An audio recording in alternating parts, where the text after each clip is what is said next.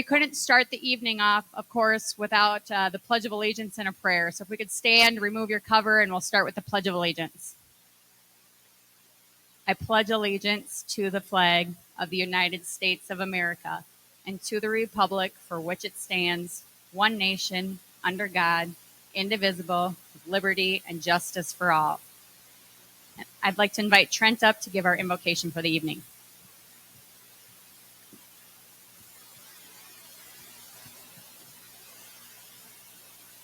Doesn't get any more rustic than this, does it? Huh? All right, if you would please join me in an attitude of prayer. I was going to wait just a second, so our last they were out there.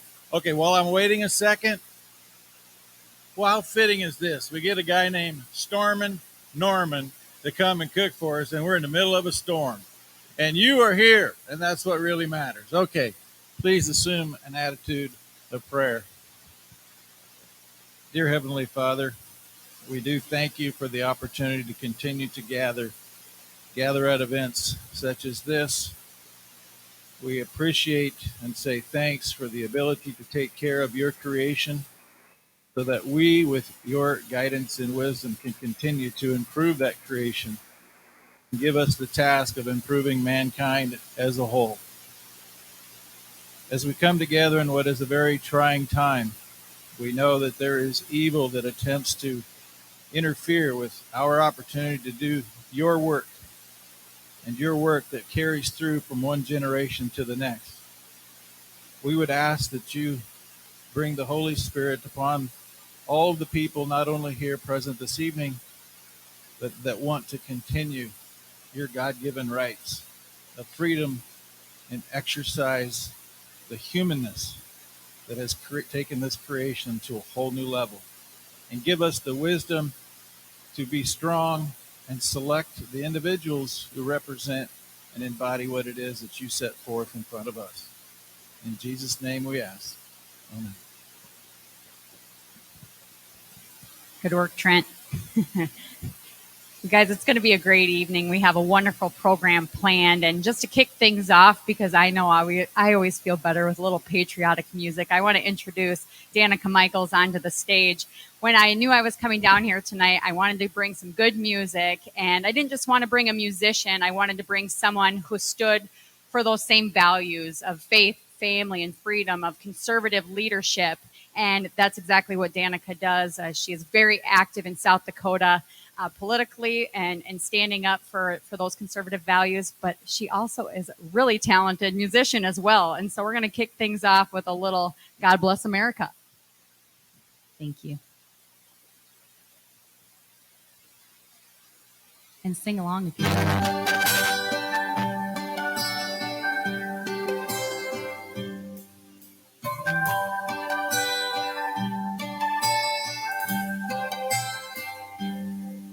If tomorrow all my things were gone, I worked for all my life, and I had to start again with just my children and my wife.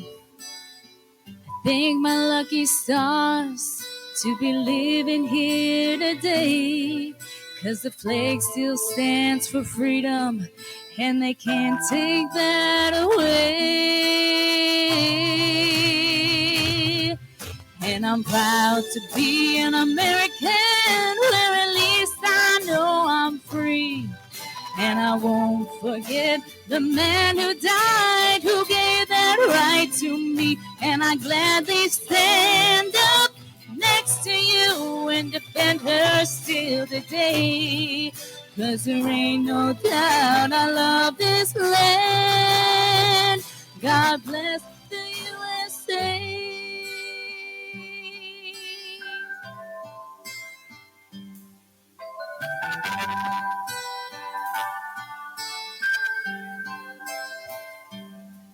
From the lakes of Minnesota to the hills of Tennessee, across the plains of Texas, from sea to shining sea, from Detroit down to Houston, from New York to LA, where there's pride in every American heart. And it's time we stand and say that I'm proud to be an American, where at least I know I'm free. And I won't forget the man who died, who gave that right to me. And I gladly stand up next to you and defend her still today. 'Cause there ain't no doubt I love this land. God bless the USA.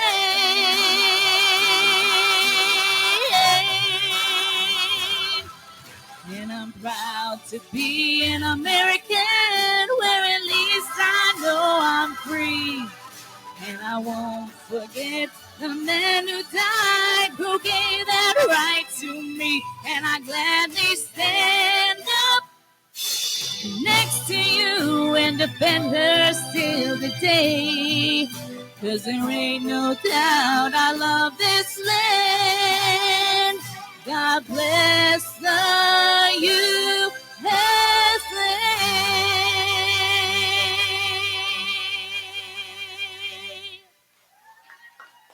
Thank you guys so much.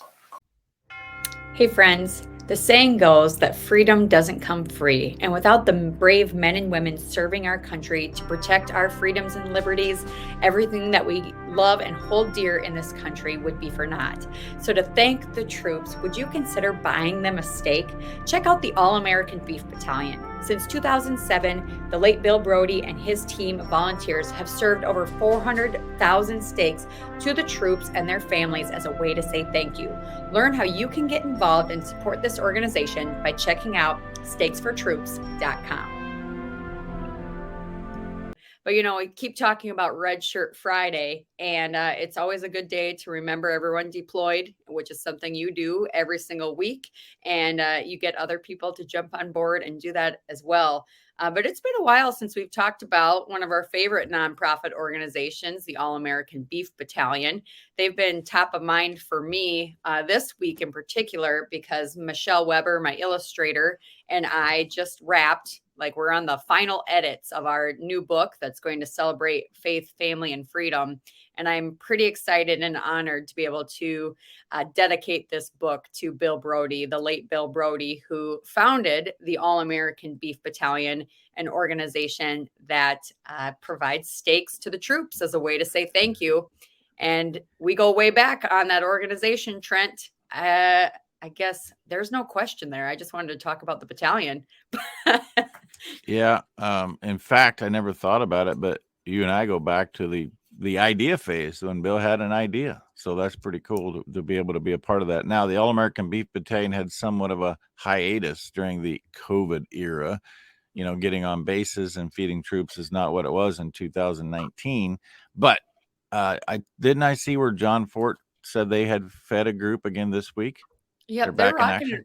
Yep. And I had someone say to me in Georgia, they're like, it's really too bad that organization went away. And I said, it's absolutely not gone. Bill's vision is never going to end. And he's got such a strong group of volunteers that are dedicated to this mission. And you talk about mental health and agriculture, mental health for our veterans, the PTSD that they experience, the challenges that they have coming back home from a deployment, and the divorce rates, and just the things that they have to go through and that they've seen in order to preserve our freedom. It's unbelievable. And so if we can step up and support these people, I think that is, just top priority for me. And I'd like to encourage people to go check out steaksfortroops.com.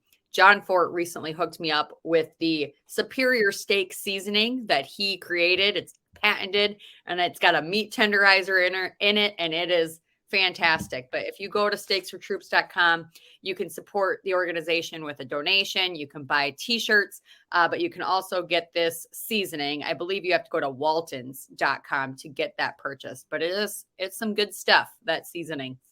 Of course, I was going to say that if you had certified Piedmontese, you wouldn't have to have a mechanical tenderizer. It's not a mechanical, a spicing tenderizer. It would be tender already. Well, Limousine also has that. Exactly. Well, why don't you tout that more? You don't even talk about it. You just talk about black-hided and pole. That's all you care about. if anybody wants to get hooked up with some amazing limousine beef locally near Mitchell, South Dakota, I will have quarters and halves and $100 bundles available this summer. You won't have enough.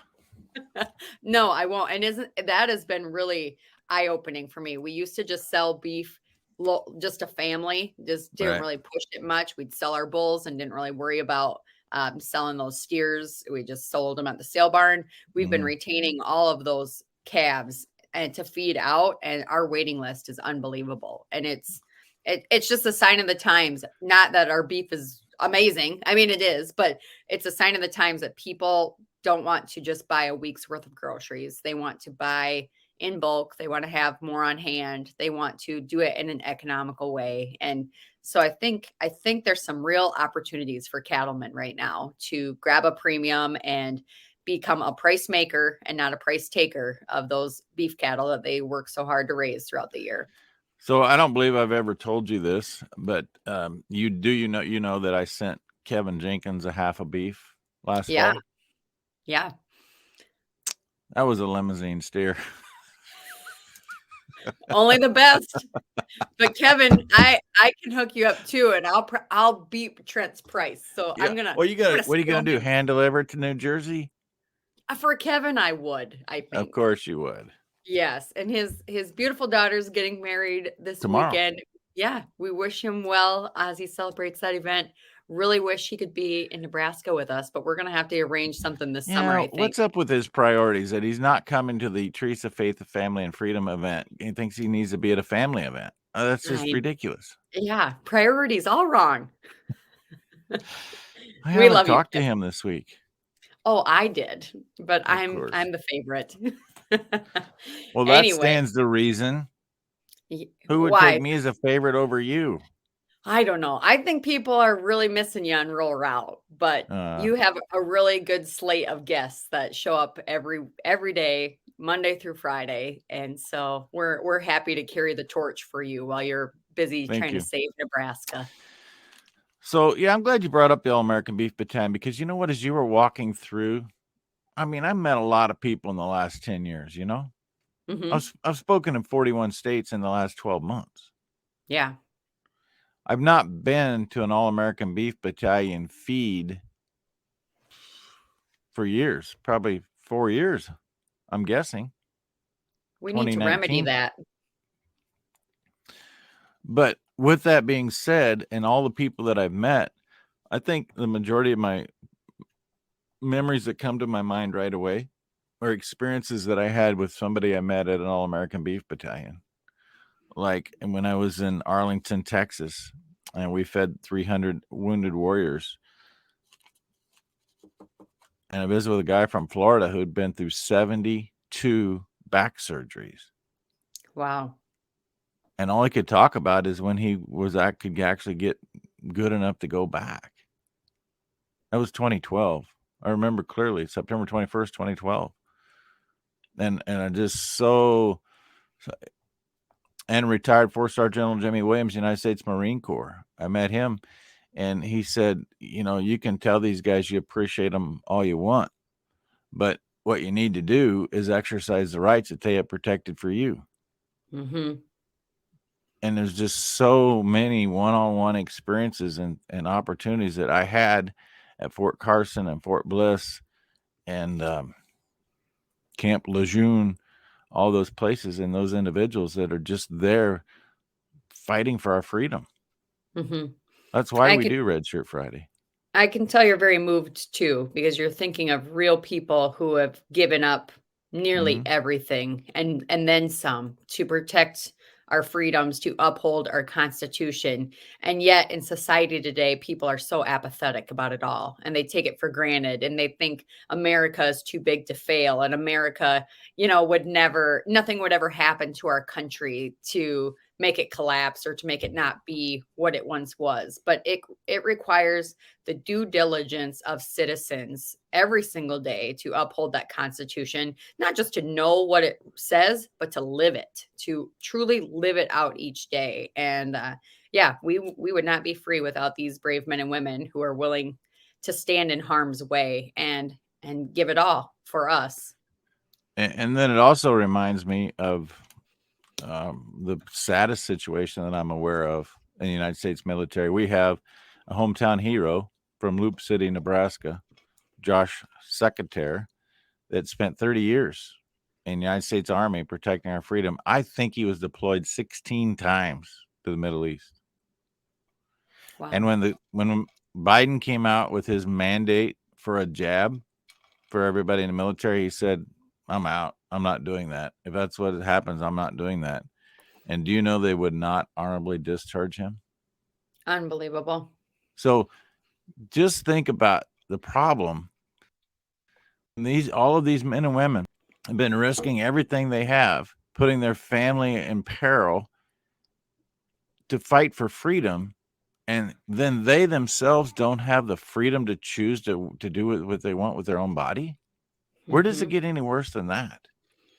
Well, this week it gets incrementally worse because the federal government is talking about forgiving all federal student loans, which is a slap in the face to the men and women who have served this country, had their loans paid for through their time in the military. And now we have basically what I see it as is an elitist bailout of the upper middle class who have amassed $250,000, $500,000 in student loan debts to become MDs and physicians. And it's just not only a slap into the face to our military, it's a slap in the face to the kid that went and got a tech degree as a welder, bought all of his own tools out of school, took out a $50,000 loan to get started in a business that's making money. He doesn't get a bailout. But if you hung out in college long enough, by golly, that's who we're going to reward. So I think it's a good time to note that in society right now, what's being celebrated and what's getting accolades isn't necessarily what's right and good and true and wholesome for the United States of America. But that it does not mean that we abandon those principles, those values, and those things that we hold dear just because elitists and politicians and the media have decided to celebrate things that we know in our hearts are not right. Yeah, it's all a distraction from what's really important. Mm-hmm. And faith, family, and freedom. Faith, family, and freedom. And you should name a book that. I think I'm getting ahead of you on that because I think that was your plan. But I think I do have a book, Faith, Family, and Freedom, coming out Memorial Day 2022. Where can people buy it? I don't know, Trent. Do you? I'll tell you in a minute. Okay, cool. Well, before we head to the break, I do have to tell you, I have trained my kids when we go places. Yeah. If we see a guy in a veteran's hat, we go and hunt them down. We shake their hands, and we've had the best conversations with some of the most incredible people. And we were on vacation in Chamberlain on the river, and there was a guy, he was from a mile away. I said, kids, we got to go find him. And so we left all the grandparents and cousins, and we marched over and had a conversation. And it was like he about fell out of his chair that someone noticed him. And I would encourage everyone, if you see a veteran on the street and he's wearing a hat, don't even hesitate. Go up, shake their hands, thank them for their service. It'll make their day. And chances are it's going to make your day too, because you are just going to leave with a smile on your face because you just met an incredible human being. You're not old enough to remember this, but 20 years ago, they were reluctant to wear those caps. Really? Why? They would get chastised in public too often. They were afraid to. I'm telling you, in the last 10 years, you have seen a flurry of veterans starting to wear a Vietnam veteran cap or Korean War. Korean War is probably a bad example now, but you didn't 20 years ago. That was rare.